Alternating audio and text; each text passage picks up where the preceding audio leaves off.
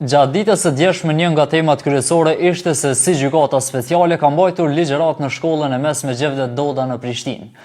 Në këtë ligjërat nga nxënësit u kërkua vlerësimi mbarbajtjes së ligjëratës, e ku ligjërues ishin Serbia Tatjana Lazarević, Korab Krasniqi, Vjosa Musliu e Serveze Haxhiaj. Gjatë ditës së djeshme, një nga temat kryesore ishte mbajtja e një ligjërate nga gjykata speciale pikërisht në shkollën prapa meje, pra shkolla e mesme Gjevdet Doda në Prishtinë, ligjërat kjo e cila organizua nga një organizati jo qeveritare në Kosovë, e që më pas nxiti edhe reagime të shumta.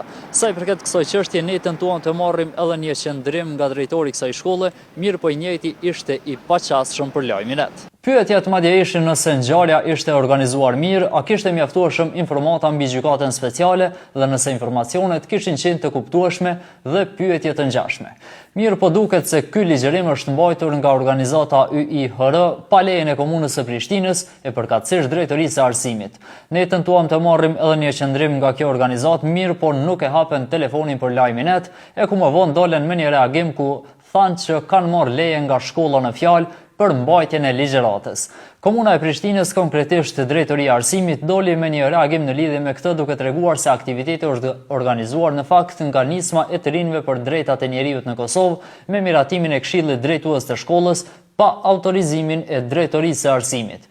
Por situatën reagoi edhe i pari i Prishtinës Parim Rama. Unë faktikisht kur e mora vesh, isha shumë i ndinjuar me çka ka ndodhur, për arsye që nuk ka pas as leje, as koordinim me askënd, as prej drejtorisë, domethënë as me kabinetin tim. Prandaj ne kemi vendosur me ndërmarr masa të menjëhershme.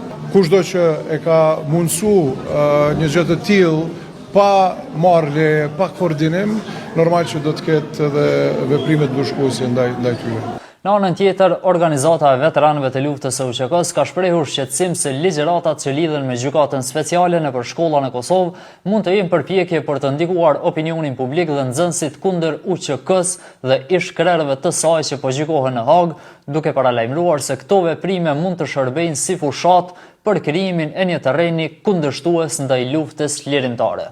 Kryetari i OVL UÇK-s Hysni Gucati tha se është i befasuar nga zhvillimet dhe se sipas tij një veprim i tillë është i papranueshëm.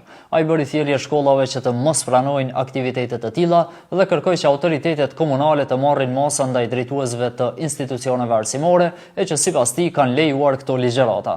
Krejt kjo situatë e krijuar dje në një prej shkollave të vendit ka nxitur edhe reagime të shumta derisa nuk mbeten anash, as fakti se ngjarje të tilla do të lejohen të organizohen sërish, pasi një e tillë organizuar dje e fajin e nuk e pranoi në fakt askush.